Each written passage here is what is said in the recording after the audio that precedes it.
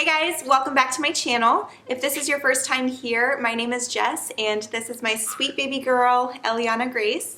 She is going to be 6 months old in just a few days, so I wanted to go ahead and sit down and film her 5-month update. I tend to wait until the end of the month to do these updates because so much changes each month and I want to kind of share everything that she's gone through during that month. So like I said, she'll be 6 months in just a few days, so this will be her 5-month update. And you can tell that she's very squirmy. Oops, we're caught. She is very squirmy. She's been pretty squirmy for a few months now, but she is chewing on everything these days. So I wanted to make sure you guys saw her, and I'll probably end up putting her down right next to me to do some tummy time while I film, because I feel like we're just gonna be swaying and moving around the whole video if not. Which we do a lot, don't we? She just loves to move. So really quick, I just wanted to show her to you guys and talk a little bit about kind of what size she's in and how much she is weighing and all that. So first of all, she is in size 2 diapers right now, and she is wearing 3 to 6 month clothing. For the most part, well, I guess I say for the most part, she is, but a lot of those items are still too big for her, even though she's right at the 6 month mark just about. Run. Hey. So, you know, I've had some milk supply issues, so we will talk about her weight in a little bit, but I will say right up front that she's actually lost some weight, and it's been a very big struggle for me emotionally, just as mama bear. And so we'll get into that in a little bit, but I think that's why some of the clothing items are still big on her. So, all right, sweet girl. Say, I'm gonna go do some tummy time. She is measuring at about 26 inches long, I think is what she was when I measured her. I measured her earlier this week because I actually tried to film this video earlier this week, and we tried to film this a lot and it just wasn't working. So we decided to just hold off and film it on another day. But I think when I did measure her, she was 26 inches long. This month for her has really been super duper easy. There are a couple of milestones that I wanted to hit on that she has accomplished this month, and then we'll just kind of move into sleeping, which it has been a big one this month. We did start sleep training, and then let's see, just talking about breastfeeding, how that's been going, and just the works. So go ahead and grab a cup of coffee and just come and hang out with us. You can just put this video on and listen to it like a podcast if you want, but I will include footage from this month as well, just like I do in all of the other updates, because it's nice for me to be able to reminisce on her as well. Like when I look back at her newborn clips, I'm like, oh my goodness, she has changed so much. So yes, you're getting so big. But let's go ahead and dive right in. I'm gonna start with her milestones. So first and foremost, one of the biggest milestones that she has hit this month is that she has started sitting up on her own. So she is able to sit up for a few minutes at a time. Sometimes I hold on to her and sometimes we use the boppy pillow, but other times we just let her practice sitting on her own. And she does fall over occasionally, but we make sure that she is on something soft and squishy so that she doesn't get hurt, like her little play mat. And it's really sweet to see. She just, she's doing so good. I'm so proud of her. She has really started to gain a lot of strength in her core, and just letting her kind of wobble around a little bit has helped her, I think, learn to sit up. So she actually has her 6 month pictures. We're doing some family pictures, but we're also taking her 6 month pictures at that shoot. And in that shoot, she's gonna be sitting in a little bucket or basket of apples, and it's gonna be so cute. So I was hoping that she would be able to sit up for a little bit on her own before her photo shoot. So yes, I'm super excited. I can't wait to see those. And of course, I'll share them with you guys on Instagram. And then another milestone that we have hit again is that she is sleeping through the night again. So as you guys know, when she was a newborn, I believe it started at around 9 weeks old, she was sleeping through the night. And then we went through a really rough patch when she hit about 3.5 to 4 months. And that really lasted up until she turned 5 months. So that 1.5 months was just really hard with sleeping. I mean, just overall, naps during the night, just, it was all over the place and we really struggled. She wasn't able to really self-soothe very often, and she wasn't able to fall asleep on her own. And it was really hard because we were like, wait, no, she was sleeping through the night at 9 weeks old for the longest time. And then all of a sudden, when she approached 4 months, we had that 4-month sleep regression hit us hard. And ever since then, it was just such a struggle.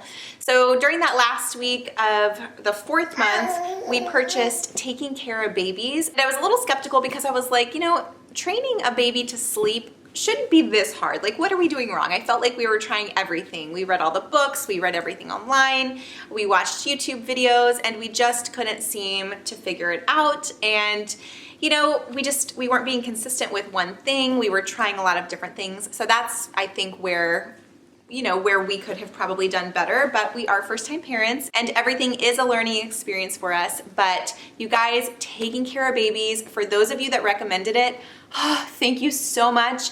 From night 1, we were like, I mean, of course there is a little bit of crying involved. It's not the cry it out method by any means. And she does have some gentle options within her program. But again, it's not the cry it out method. You basically go in at timed intervals. Of course, I'm not going to be sharing everything about her program because I know that Kara has put so much time and money and effort into developing a specific sleep program for all of the different stages for babies.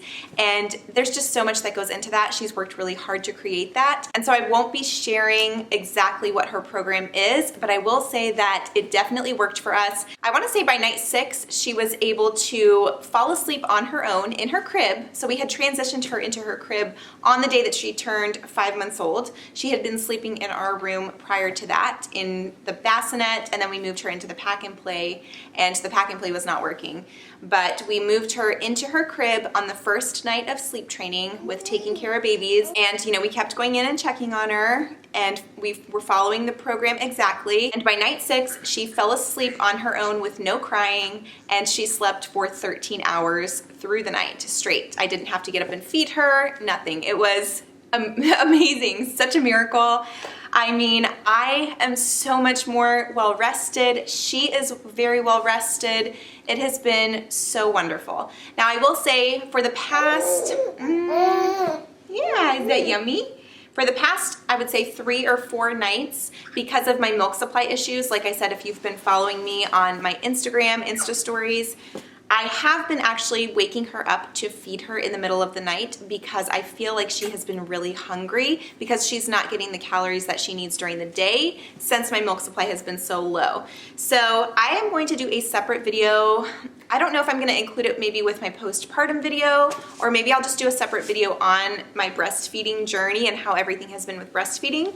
I feel like there's so much to tell that this video would be way too long if I shared all of it right now. But again, follow me on Instagram because I do share a lot over there in like real time.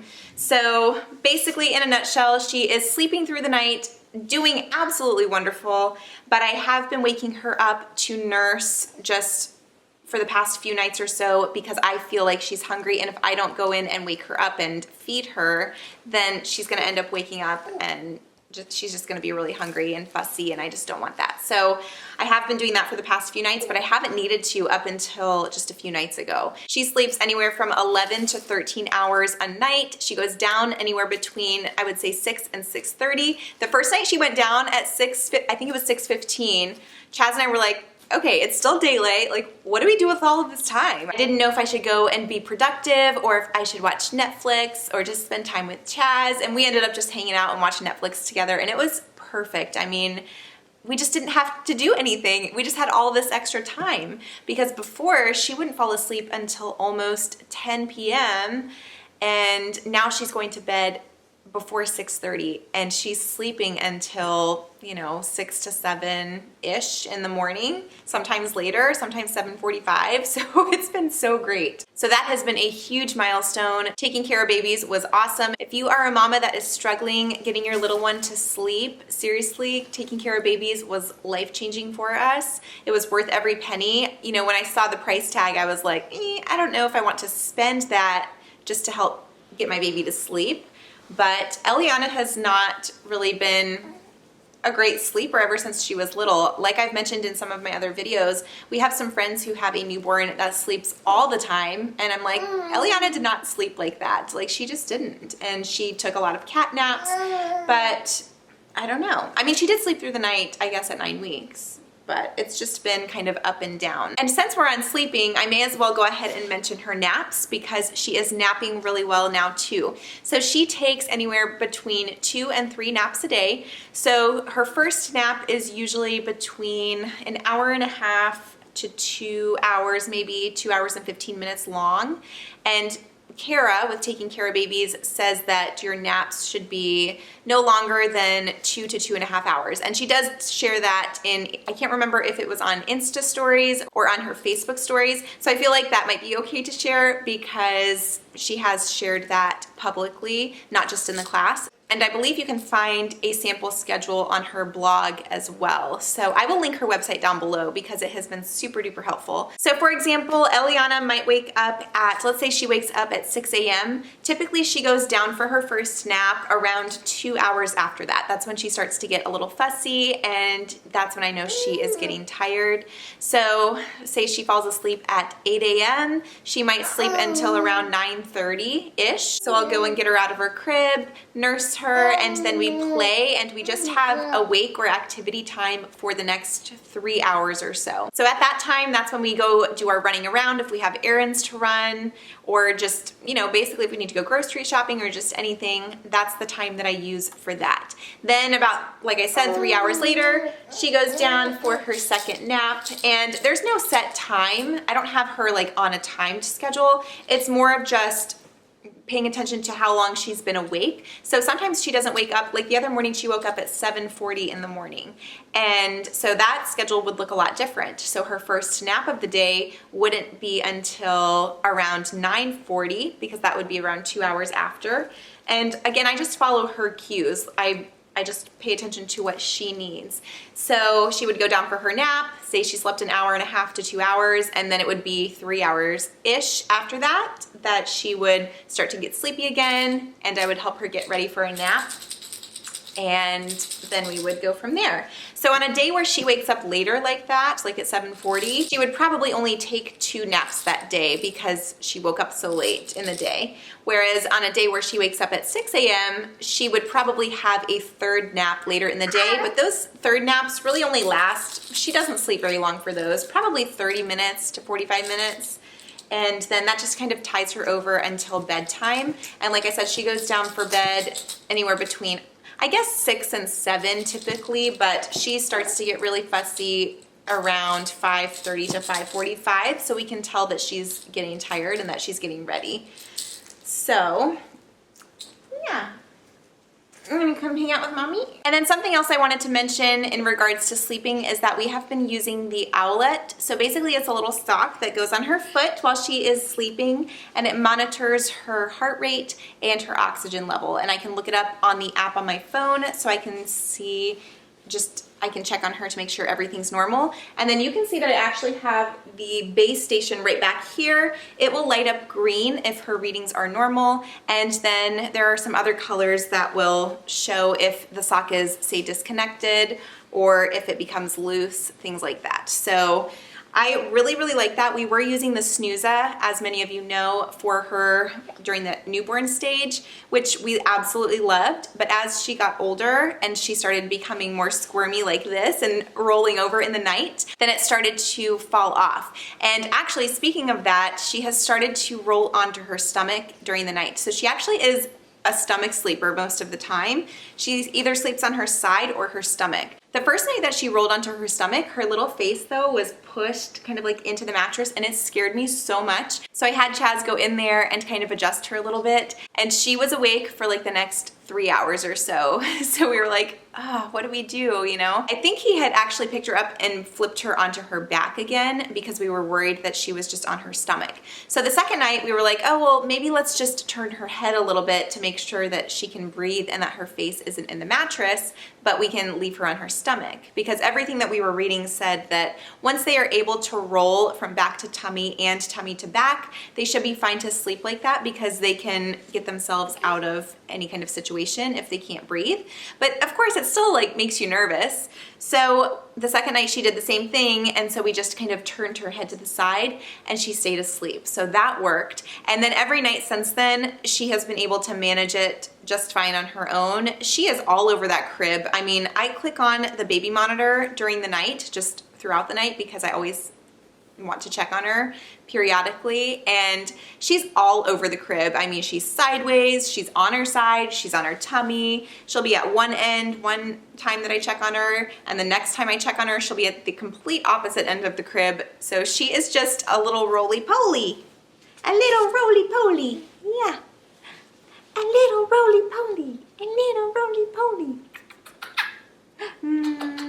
All right, so moving on from sleeping, Elliana is starting to teeth. So she has been teething a lot recently. She's very drooly. She's constantly wanting us to kind of rub on her gums. They have seemed to be a little bit swollen, but no teeth have popped through yet. We have just been doing a few natural remedies here at home with teething that I will probably do a separate video on as well. But one thing that she really loves is just when I pop a washcloth in the freezer and then she can chew on it. Oh, she loves that. It's like one of her favorite things. Something else that she loves and has been seriously loving recently is having milksicles. So I will take breast milk and freeze it in these little popsicle or fruitsicle containers. I will link the ones that I have below. The cold feels really good on her gums, I'm sure, and it's mommy's milk, so it's the best of both worlds, right? Now, again, since my supply has been really low recently, I haven't been able to do that over this past week or so, but prior to that, this whole month, we made a lot of those and she really liked them. All right, so now we're gonna talk a little bit about breastfeeding. So like I've mentioned before, if you follow me on Instagram, you already know that my milk supply has gone down drastically over these past few days, I guess week or so. So it's been really hard on me emotionally. I've been really struggling. And first of all, thank you guys so much for the prayers and all of the advice. I have been taking all of your advice. Just, oh, thank you so much. You guys are seriously so amazing and so kind and sweet, and I truly appreciate all of the advice that you have given me. I have been trying literally everything to get my milk supply up, which I will talk a little bit about in a separate video, just because, again, this video is probably getting a little bit long. But basically, in a nutshell, I have tried pretty much everything under the sun that you can think of to boost milk supply. It is going up a teeny tiny bit, so I am grateful for that, and I'm working on, bless you, I'm working on getting my calories up. One thing that actually seems to be helping is my protein shakes, and I've been adding brewer's yeast to it. So that seems to be helping. I will keep you guys updated, of course, but my protein shakes have actually seemed to really help, and then the brewer's yeast added to it just, you know, gives it that extra little boost. So I will let you guys know how my milk supply keeps going if it continues to increase. But during this whole 5th month, I feel like she has been also, well, I felt like she was going through a growth spurt at the beginning of the month, but then my supply all of a sudden dipped really low.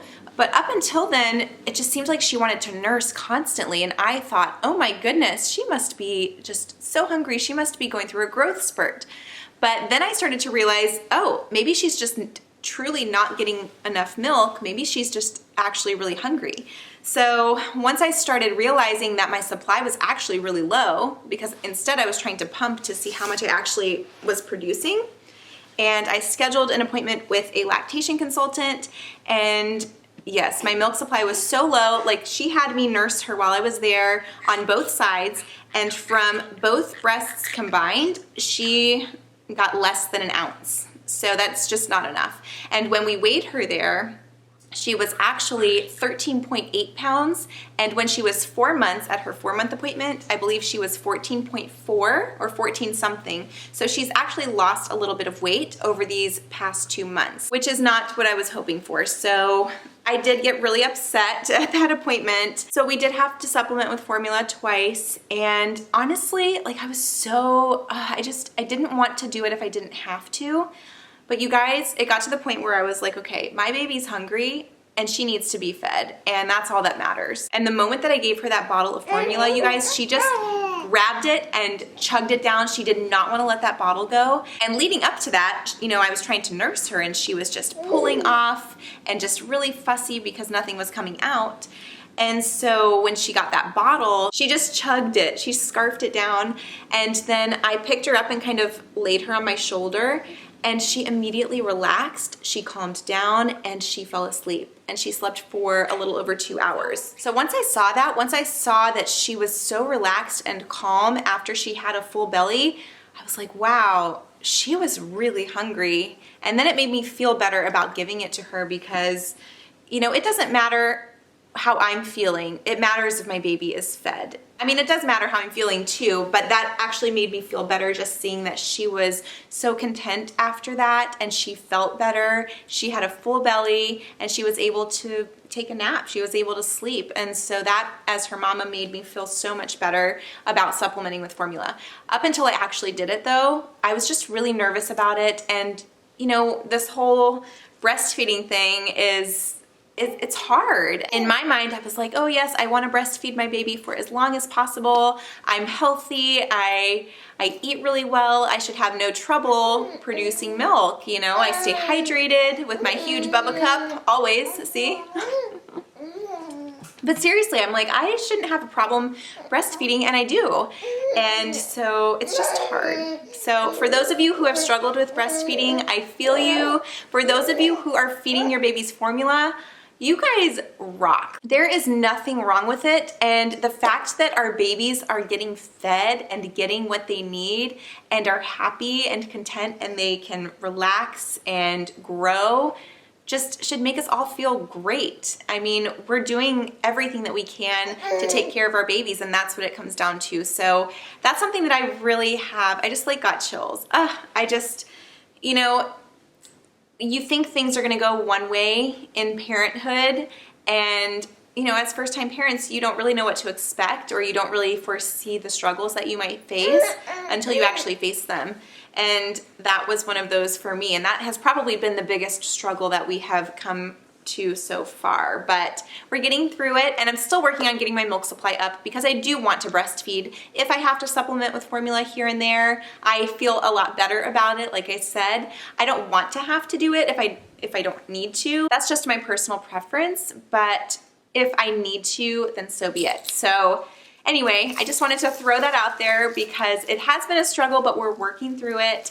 And ultimately, as long as baby girl is getting fed and is getting the nutrition that she needs, that's really all that matters. So it hurt my heart a little bit, you know, feeling like I couldn't provide for her. I think that's what the biggest issue was for me, is I felt like I was failing her, and I wasn't, you know. It's just, and now I'm gonna get emotional and I don't want to, so. Oh, that's a noisy book.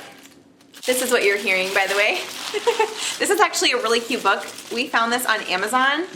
It is called Bumblebee, and it's a crinkly book, but it's also a rhyming book, and it's black and white, and it has the yellow too, but it's high contrast. So this is perfect for young babies because, especially when they're newborns, they can only see in black and white. So anyway, it's really fun, and they have some different textures on here as well for them to feel, and then of course the mirror. But she really likes this.